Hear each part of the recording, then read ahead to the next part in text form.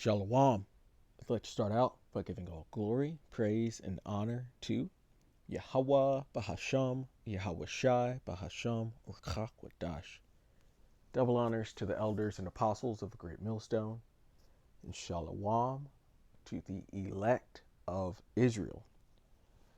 This is Thamayim in Atlanta, and I've got this natural news article pulled up. I've been seeing this around the last few days, or this topic around the last few days, but the title reads, Norway, Spain, and Ireland formally recognize Palestinian statehood, much to the ire of Zionist Netanyahu. And this whole Gaza thing is shaking up the world, and the world is choosing sides on this. And you even see that the beast, or the current beast, which is made up of NATO and the EU, which is the revision of the Roman Empire, they're even divided on this. As you see, Norway, Spain, and Ireland are all siding with Palestine. And this is just showing the division between the Edomites within their society that they've built up. And it's going to be one of the reasons that they fall. So getting back to the article, it says Israel is freaking out after Norway, Spain, and Ireland all announced that they will formally recognize the Palestinian state starting the week of May 27th, so just around the corner next week. And it says on May 22nd, the three European countries announced that recognizing Palestine as a state is the first step towards peace, which there will be no peace. There hasn't been since the 1948ers got over there in 48 and before, and there won't be any peace until Yahweh Shai puts all rule, power, and authority underfoot. It's just not going to happen. There will be no peace in the Middle East, as they used to say. But yeah, there's no peace. There's only war coming. We're in a time of war. It says there cannot be peace in West Asia, because that is West Asia, as Elder Malcolm always goes into. They just made up the Middle East. They made up Europe as well, because Europe is just part of Asia.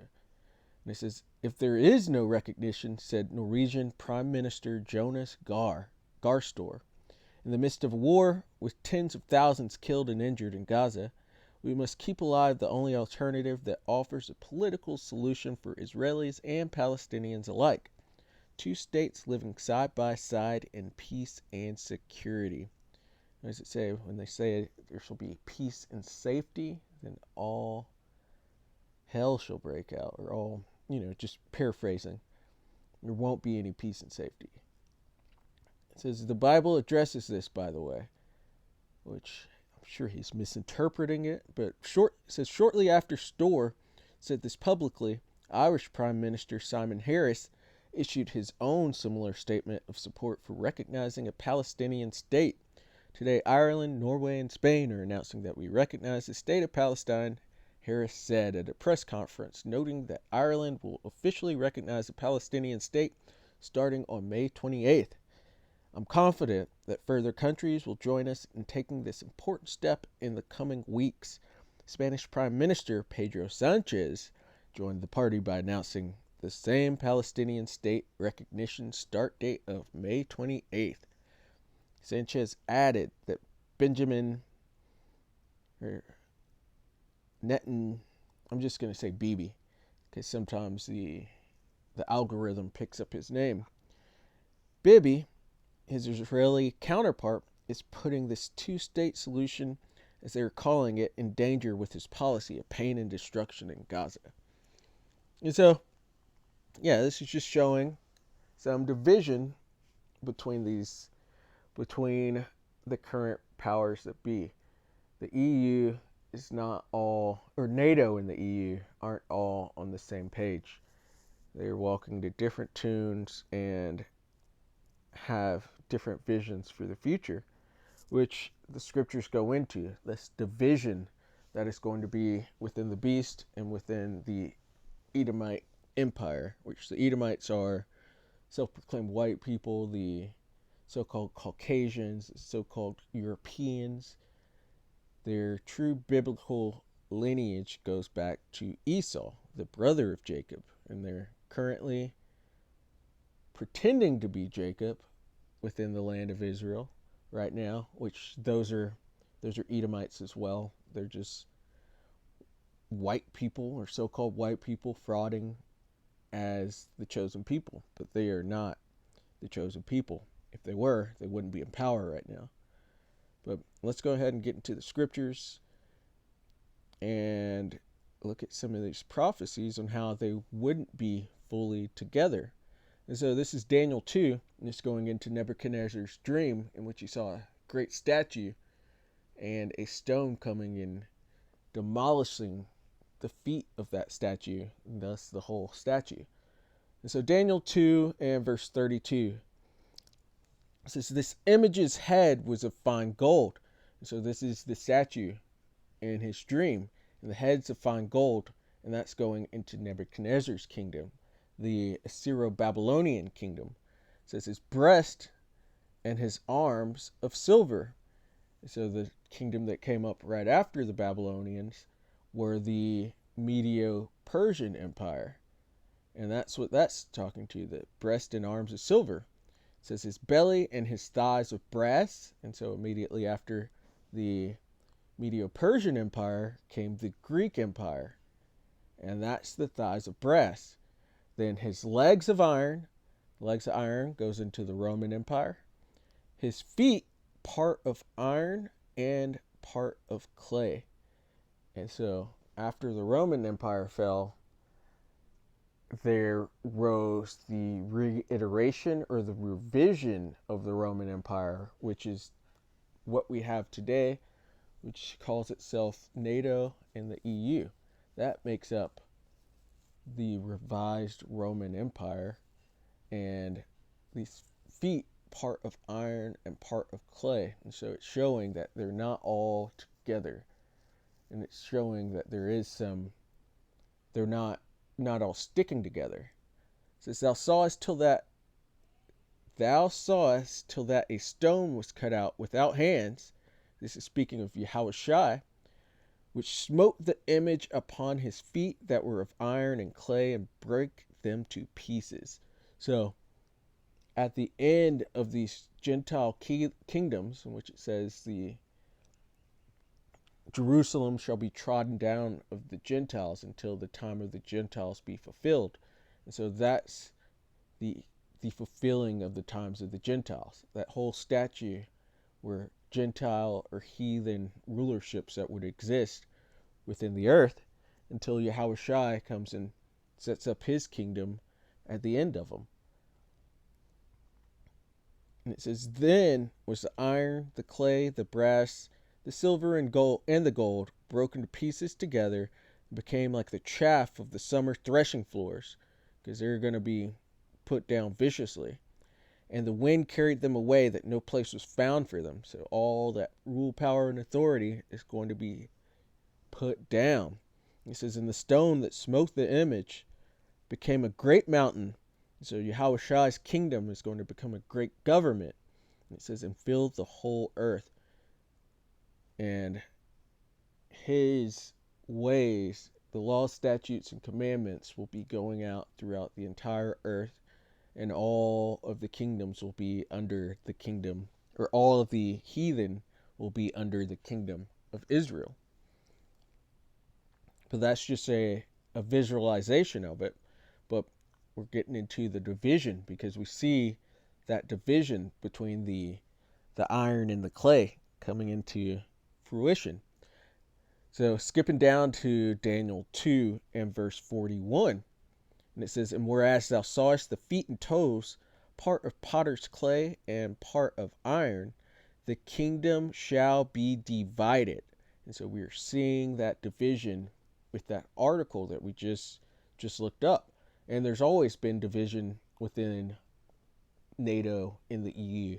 They have what's called the PIGS nations, and these are some of the less economically fortunate countries within the EU.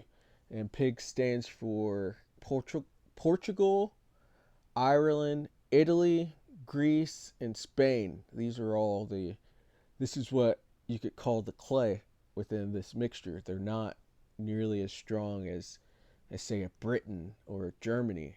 They're not economically strong like the others. And there's division between them.